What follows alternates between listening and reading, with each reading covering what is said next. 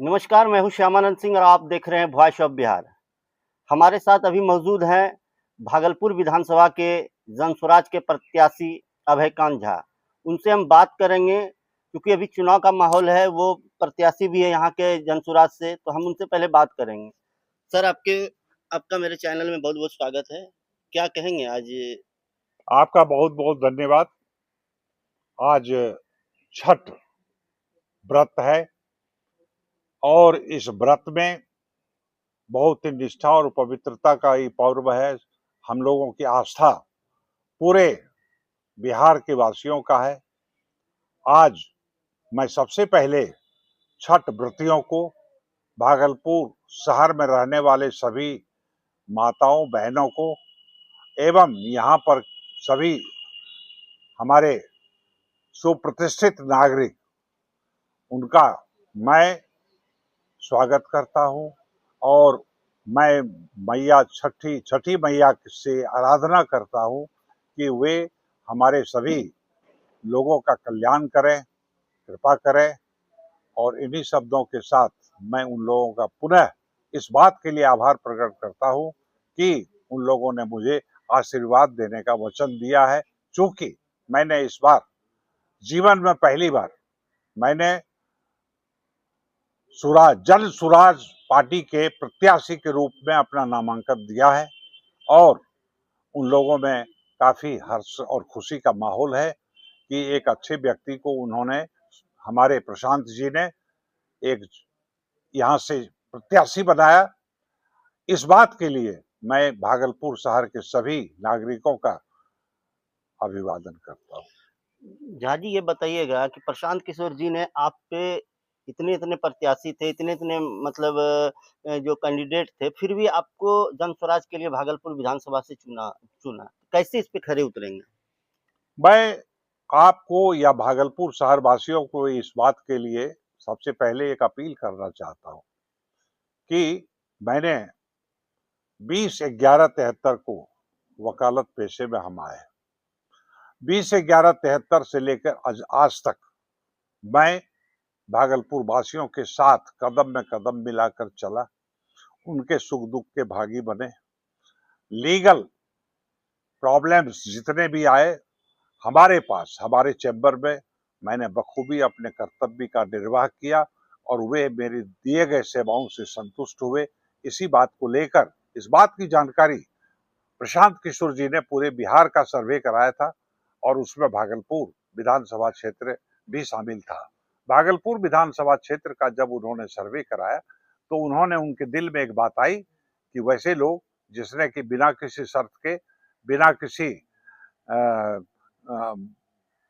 कठिनाई के 50 वर्ष से ऊपर तक सेवा लोगों को दी है और आज तक किसी भी राजनीतिक दल के पास जाकर उन्होंने अपने लिए प्रत्याशी होने का दावा नहीं किया। लेकिन जब प्रशांत किशोर जी के आदर्श, उनके मूल्य और उनकी भावना, उनका विजन जब मैंने जाना तो मैंने उनके द्वारा दिए गए प्रस्ताव को बखूबी स्वीकार किया और मैंने यह अपने दिल में सोचा कि मैंने 50 वर्षों में भागलपुर शहर के वासियों ने हमें काफी मान सम्मान, मर्यादा, प्रतिष्ठा दी है और वह वक्त आ गया है कि मैं भागलपुर के इस मिट्टी के प्रति जो मेरे ऊपर ऋण है, मैं उसे अदा करूं। अभी अभी के जो विधायक हैं या जो हैं अभी जीते हुए, तो वो क्या ऐसे काम नहीं कर पाए यार? जनताओं के बीच आप क्या कह के जाएँगे कि क्या उन्होंने नहीं किया, मैं उस चीज़ को करूँगा, कुछ बताएँगे? भागलपुर में अभी तक गत 3 टर्म से हमारे यहाँ के जो विधायक रहे, मैं उनके प्रति, उन्हें कांग्रेस पार्टी से जब टिकट मिला तो हम भागलपुर वासियों के मत से ही तो वो जीते। लेकिन जीतकर जो उन्होंने वायदे किए उसे लोगों को यह कहने का मौका उन्होंने दे दिया कि आपने हमारे लिए कुछ नहीं किया। यह बातें बड़ा निराशाजनक थी और हम भी उस बात से, क्योंकि हम भी तो एक मतदाता हैं भागलपुर के, आपको जानना चाहिए कि हमने भी उनसे कई बार अपने व्यक्तिगत रूप से उनसे कहा और अपनी समस्याओं को, मोहल्ले की समस्या को उनके सामने रखा। भागलपुर जिला विधिक संघ की समस्या को रखा, लेकिन कभी भी उन्होंने उसे तवज्जो नहीं दिया, महत्व नहीं दिया, उसकी अनदेखी कर दी। इस बात से मुझे निराशा हुई। तो कितना लगता है कि इस बार जो यहाँ की भागलपुर विधानसभा की जो जनता है, कितना भरोसा करेंगे, कितना आपके साथ हैं अभी तक? सबसे पहली बात कि भागलपुर शहर के लोग, यानी भागलपुर विधानसभा क्षेत्र में रहने वाले लोग अभी बदलाव करना चाहते हैं, क्योंकि गत 30-35 वर्षों से उन्हें ऐसा महसूस होता है कि वे लोग ठगी के शिकार हो गए। यहाँ बहुत समस्याएँ हैं, जैसे जाम की समस्या हो, लोगों को मतलब नौकरी नहीं मिल रहा है, बहुत सारी ऐसी समस्या है जो, और सब जो यहाँ के चाहे विधायक हो या फिर सरकार हो, तो इन सब चीज़ों से जनता जो है अछूत रही है, तो इस चीज़ पे आप कैसे देखते हैं? मौलिक जो जो आपका फंडामेंटल चीज है, जो मौलिक चीज है, वो ये है, सबसे पहले आता है लोगों को, रहने वाले लोगों को, यहाँ के आवाम को शिक्षा, स्वास्थ्य और उसे रहने के लिए जो सुविधा होनी चाहिए मौलिक, वो उन्हें नहीं मिल पा रहा है। यहाँ के जो वकील हाँ, हैं, हाँ, वो भी और असुरक्षित कभी-कभी महसूस करते हैं। एकदम करते हैं। इसको लेकर के जो बहुत बार वकीलों के द्वारा धरना दिया गया कि वकील सुरक्षित नहीं है, तो इस टाइप से उनको कभी सुरक्षा नहीं मिल सका। तो क्या कहेंगे इस चीज़ पे? क्योंकि उस एक पेशे बात से आप भी हैं। आपको एक बात की जानकारी मैं दे दूं, क्योंकि मैं भी भागलपुर जिला विधिक संघ का अध्यक्ष रह चुका हूं, और मैंने इस बात की समस्या को, क्योंकि वह प्लेटफॉर्म जो है, कोर्ट जो है, वो पूरे भागलपुर जिला के लोगों का है। वो एक सार्वजनिक स्थल है, जहाँ के लोगों के साथ जब पीड़ा होती है या वो पीड़ित होते हैं, तो वे कचहरी की ओर भागते हैं। क्या है कि गांव से पंचायती की बातें अब खत्म हो चुकी है। गांव में पंचायत से किसी समस्या का समाधान नहीं होता है। समस्या का समाधान होता है तब जब कि वह कोर्ट से आके एक जजमेंट और निर्णय लेके जाता है जजेस का, तभी उस निर्णय को हम लोग इन्फोर्स कर सकते हैं या न्यायपालिका इन्फोर्स कर सकती है। इसलिए मजबूरी में लोगों को यहाँ आना पड़ता है कोर्ट पे। और मेरा ये अनुभव है कि गत 20-25 वर्षों में मैंने हर बार ये सोचा कि देखिए, सस्ता और सुलभ न्याय लोगों को मिलना चाहिए। मैंने ये मेरी बहुत बड़ी एक सोच थी, अच्छी सोच, जो क्या मैंने मेडिटेशन, समझौता करके कोर्ट में प्री लिटिगेशन स्कीम मैंने लाया।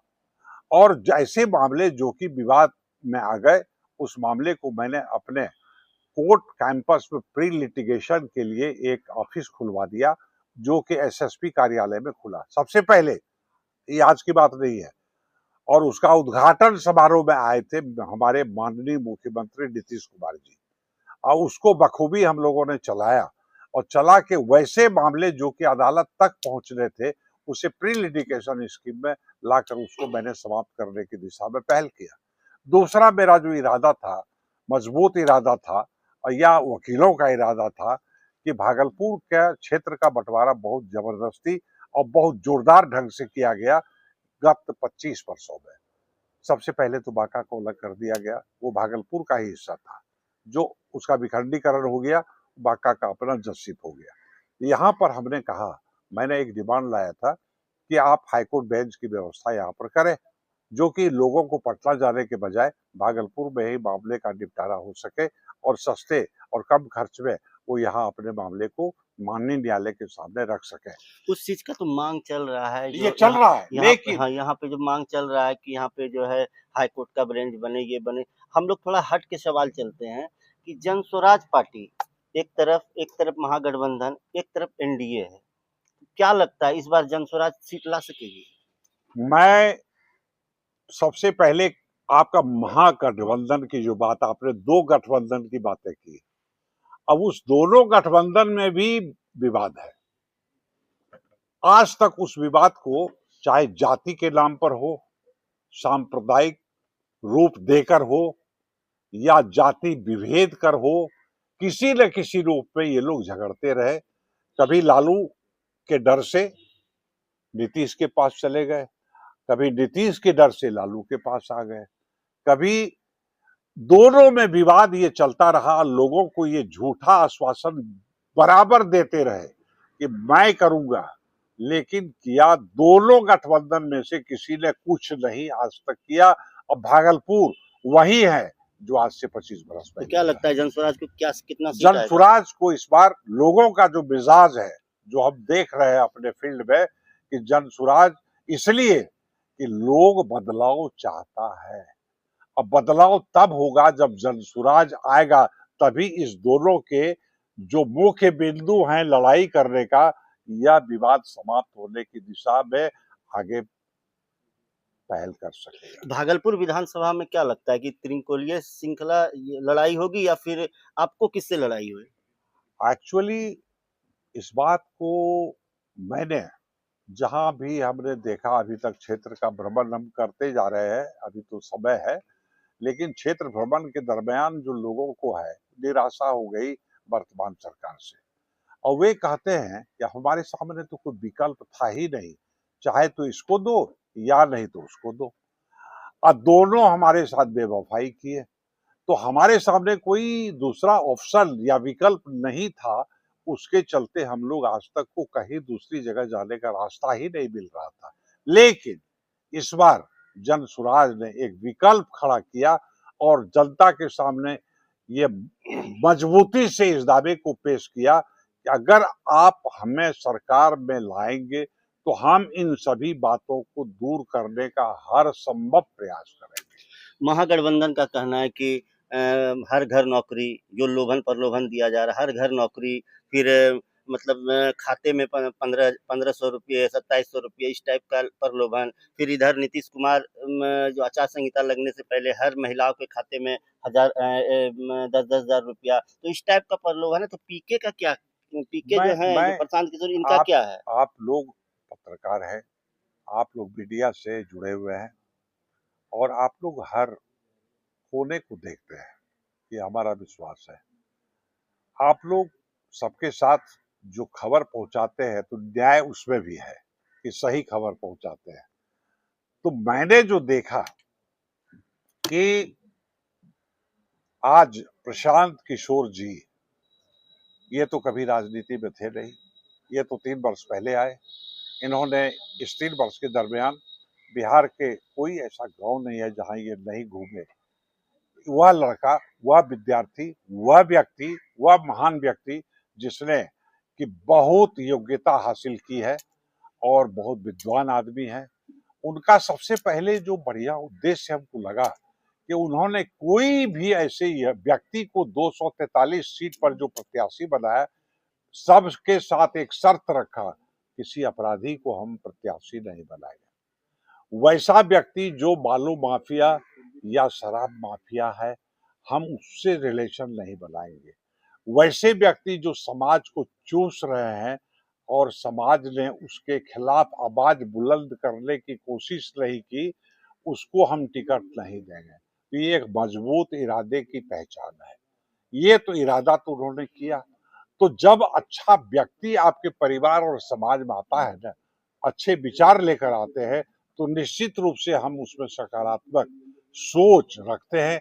वह कभी भी गलत काम नहीं करेगा, अंदर गलत काम करने वाले को प्रश्रय देगा। अंतिम और आखिरी सवाल आपके साथ रहेगा कि भागलपुर विधानसभा में एक तरफ 3 टर्म से विधायक अजीत शर्मा, एक तरफ से भाजपा के जो रोहित पांडे हैं, और एक तरफ से अभय बाबू हैं, अभय कांत झा हैं, जो पुराने वकील और मजबूत वकील हैं। और इस तीनों में टक्कर किससे है, या आपका टक्कर किसी से नहीं है, ये आप बता दें सिर्फ। देखिए, सबसे मूल बातें जो होती है, कभी भी किसी बात को लेके समाज में जब आप चलते हैं, आप हम दोनों मानव है, और मानव समुदाय में जब रहते हैं तो पशुवत व्यवहार नहीं होना चाहिए। क्या मानव में और पशु में एक ही अंतर है कि वो विवेकशील नहीं है, हम विवेकशील हैं, ये जानिए आप। और जब विवेकशील प्राणी होता है ना, तो उसके पास बहुत सारी सीमाएं होती है। सीमाएं ये होती है कि हम किससे कैसा व्यवहार करें, कौन सा ऐसा काम करे जो समाज में एक सकारात्मक चीज लेके आवे, वैसा ढांचा तैयार करे जिससे कि समाज कुछ कल्पना कर सके, कुछ अपने विकास की बातें कर सके, समाज में अच्छे विचार आएंगे। उसके लिए क्या करना है, तो शिक्षित होना है। शिक्षा को पूरा जोर देते हुए हर एक बच्चे को, वैसे भी बच्चे जो गरीब बच्चे हैं, जिसके पास साधन नहीं है, लेकिन उसकी कल्पनाएं हैं कि हमारा बच्चा एक अच्छा नागरिक देश का बने, तो सबसे पहली बात जो इनकी बहुत ऊंचे विचार हैं, इन्होंने कहा कि वैसे बच्चे जो बच्चे की पढ़ना चाहते हैं और उसे आर्थिक अभाव के चलते वो बच्चे आगे नहीं पढ़ सकते हैं, मैं उसके उचित व्यवस्था शिक्षा के लिए मैं करूंगा। और उसका योजना उन्होंने अपने जो कार्ड बांटा 4 लाख भागलपुर जिला में, सब में लिख के गारंटी दिया कि मैं यह करूंगा शिक्षा के क्षेत्र में। कहीं न कहीं जनता आपके साथ है। आप बिल्कुल, बिल्कुल, बिल्कुल। और जो बात की उसमें और किसी में नहीं है। बिहार में जितने भी पॉलिटिकल पार्टीज है, वो कल्पना उनकी है ही नहीं, उनका वैसा विजन भी नहीं है। तो हमारे साथ अभी थे जनस्वराज के अभयकांत झा, जो भागलपुर विधानसभा के प्रत्याशी थे। उनका साफ तौर पे कहना है कि जनता हमारे साथ है, क्योंकि किसी भी समाज में पढ़े लिखे लोगों को, पढ़े लिखे बच्चे को होना जरूरी है। अगर अगर पढ़े लिखे बच्चे होते हैं या समाज पढ़ा लिखा होता है तो विचार भी अच्छा होगा, लोग अच्छी सूझबूझ से हर एक चीज को कर सकेंगे। भागलपुर से वॉइस ऑफ बिहार के लिए मैं श्यामानंद सिंह।